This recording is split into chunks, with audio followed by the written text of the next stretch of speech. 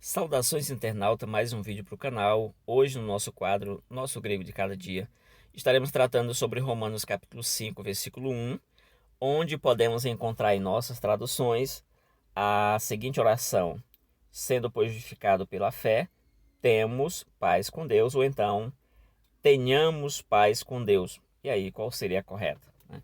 Já de antemão, já destaco aqui, a maioria das nossas traduções em português e em inglês também, que eu analisei, elas trazem o texto assim: temos paz com Deus.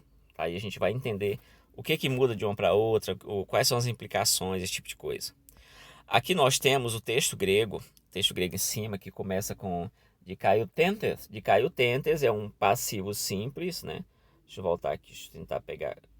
Queria pegar isso aqui, ok. Dikaiotentes, aí nós temos o ekpisteus. O ekpisteus, que é a ideia de sendo justificado, de caiotentes, sendo justificado, que é a ideia do justo, né? Justificação, sendo pois justificado, que é essa parte final aqui, ó, sendo pois justificado, sendo pois, isso aqui, o pois é isso aqui, essa conjunçãozinha, por meio da fé ou através da fé, ou pela fé, é isso aqui, ó. A expressão pela fé é isso aqui, ekpistel, tá? Ekpisteus, que é um genitivo. Aí você vai discutir se a fé aqui é um instrumento, se ela é um meio, tá? Foi o meio da justificação a fé, ou é um instrumento e tal. Aí outra questão que não é o objetivo aqui do vídeo. Mas enfim, o objetivo do vídeo é comentar essa parte em vermelho aí, né? Mas um pouco mais exaustivo em relação às outras partes. Beleza. Voltando aqui, nós temos o de caiotentes, que é a parte passivo, é uma parte um passivo, um auristo passivo no caso aqui, né? Isso é um passo chamado um passivo simples, né? Onde aqui você pode ter a agência que está ali, porque aqui você tem a ideia de um sujeito que está sofrendo uma ação, né? Isso aqui é uma ideia passiva.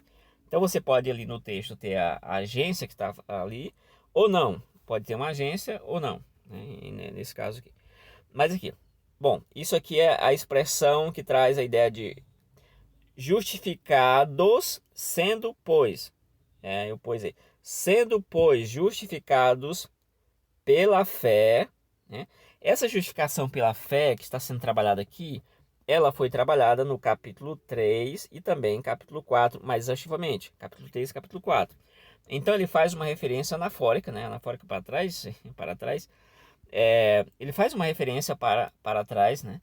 E aí ele diz, olha, já que está pronto aqui a justificação, só voltando aqui, como isso aqui está no auristo, não necessariamente ele está indicando um tempo, certo? Um momento ali, um tempo certinho, mas ele está ali só mostrando um ponto. É como se ele fizesse um ponto assim. A justificação aconteceu. Justificados, pois, mediante a fé. Aí, ele vai para uma parte aqui. Eirene, erhomen, prostontheon. Prostontheon seria com Deus. Com Deus o quê? O que tem com Deus aqui? Com Deus é o quê? Paz. Paz, aí nós temos o verbo ter, em grego que seria erro, que é no presente indicativo ali, o erro, na primeira pessoa ali, na forma lexical. Porém, aqui ele está na forma erhomen. Erhomen, né? Erhomen, que é presente do indicativo na primeira pessoa do plural. Então, aqui nós temos em forma elíptica o sujeito, isso aqui. Quem que tem? Nós. Esse, quando eu digo assim, trabalhamos, a desinência do verbo aqui dessa forma indica que é a primeira pessoa do plural, nós, tá? Aí, em grego também você tem essas terminações que vão indicar quem é a pessoa que está trabalhando ali, que está, nesse caso aqui, em forma elíptica, né? E aí nós temos o verbo, o pronome aqui em português que poderia aparecer, não é necessário, mas enfim, é o pronome nós. Esse pronome nós, quem que temos? É nós. Nós temos o que? Eirene, né? Nós temos pais, acho que é um acusativo, né? Temos pais, prostonteon, com Deus, tá? Beleza, então aqui já está a certeza. Graças a esse processo de justificação que se deu pela fé, nós temos paz com Deus. Tá? Isso está garantido aqui. Só que, quando você olha essa tradução aqui, temos, ali, grosso modo, uma certeza ali, temos, acabou, já temos. Quando você olha essa outra, tenhamos paz com Deus. E aí, aqui é onde você começa a enxergar alguns probleminhas aqui, tá? Que a gente pode muito bem ir para o slide posterior, o próximo slide, para a gente entender um pouquinho melhor. Antes, vou só ler essa parte aqui em grego, que é aqui, ó, diatur, Kyriorremon, Jesus Cristo, tá? O dia aqui, né? Uma preposiçãozinha. E o tur, que é um genitivo, através do Senhor, do nosso Senhor, nosso aqui, ó, Remon, nosso Senhor Kyrio, Jesus Cristo, nosso Senhor Jesus Cristo. Beleza, passando dessa fase. Então, só esqueci de comentar um ponto aqui, que acabei começando a comentar, mas parei. Aqui nós temos o nós. Quem que temos? Nós. Esse nós ele é chamado de nós inclusivo. Por que ele é inclusivo? Porque quando o autor que está falando, né, o autor de Paulo, e está citando ali para o Técio, né, segundo Romanos 16 e 22, por ali assim, ele está citando para alguém, Paulo está dizendo assim, nós, ou seja, eu, escritor, e vocês, ouvintes, todos nós temos paz com Deus. Por isso que ele é um nós inclusivo. Ele não é um nós exclusivo, quando eu digo assim, eu vou palestrar no lugar e muito longe, aí eu digo nós acabamos de chegar cansado. Não é nós, é só eu. Mas aí é um nós assim exclusivo. Ele está falando dele, mas só coloca ali aquele efeito tal para dizer que não está falando na primeira pessoa, não é arrogante, esse tipo de coisa, né? Essas fugas linguísticas aí. Beleza, vamos lá então. Aí nós já temos um problema aqui. Uma diz que tenhamos e outra diz que temos. E aí já tem alguns probleminhas. Por que isso aqui acontece? Porque nós temos manuscritos gregos, esses aqui, ó, que trazem a expressão erromen. E olha só aqui para dentro aqui, ó, bem aqui. Tá vendo um negócio? Parece um O aí aqui, chamado o ômicron, né?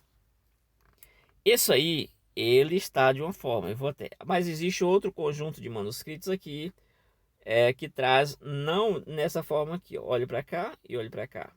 Então não é a mesma forma. É o mesmo verbo, é a mesma pessoa, tudo é a primeira pessoa do plural, porém o que mudou aqui? Mudou o modo. A gente sabe que o verbo, por exemplo, ele tem modo, ele tem pessoa, esse tipo de coisa aí, né? Ele tem voz e por aí vai. Então aqui nós temos o presente do indicativo, aqui, né? É o indicativo. E ele está na primeira pessoa do plural, beleza? Então a tradução correta aqui para isso aqui seria temos. Porque o modo indicativo, nas gramáticas mais básicas de grego, diz assim: o modo indicativo é o modo da certeza. Porém, nas gramáticas mais avançadas de grego, diz que algumas delas falam que o modo indicativo ele é o modo que apresenta uma certeza. Tá? Por quê? Porque você pode muito bem, né, apresentar uma coisa como sendo no modo indicativo, você está mentindo, né? Não está falando a verdade aquilo ali. Mas aquilo ali você está apresentando no modo indicativo. Mas o fato em si não é verídico, ali não tem um fato. Aqui nós temos esses manuscritos, geralmente são ditos como manuscritos mais tardios, mas eles trazem essa leitura aqui. Aqui nós temos manuscritos que trazem outra leitura. Qual é a leitura? Eles trazem não esse verbo no indicativo, mas eles trazem esse verbo no subjuntivo. O que diferencia? Se aqui a apresentação da certeza, temos paz com Deus, aqui pode ser dito de forma assim, grosso modo, né?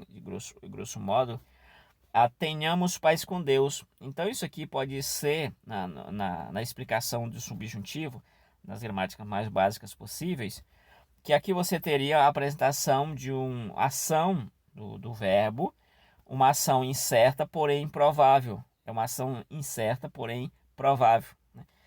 Obviamente, nesse texto, isso aqui exige uma expressão mais assim comprometida, não necessariamente algo tão assim incerto, mais provável, mas é algo um pouco mais certo. Você sente isso pela forma do contexto. O contexto termina aqui moldando a quem usar isso aqui, vai receber a força do próprio contexto para perceber que ali não é uma coisa assim por acaso. É algo certo ali, né?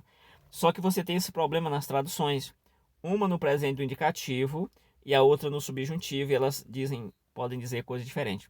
Aqui nós temos a paz aparecendo, surgindo imediatamente a justificação. Fui justificado, pronto, tenho paz com Deus. Aqui nós podemos ter infinitas explicações, infinitos problemas.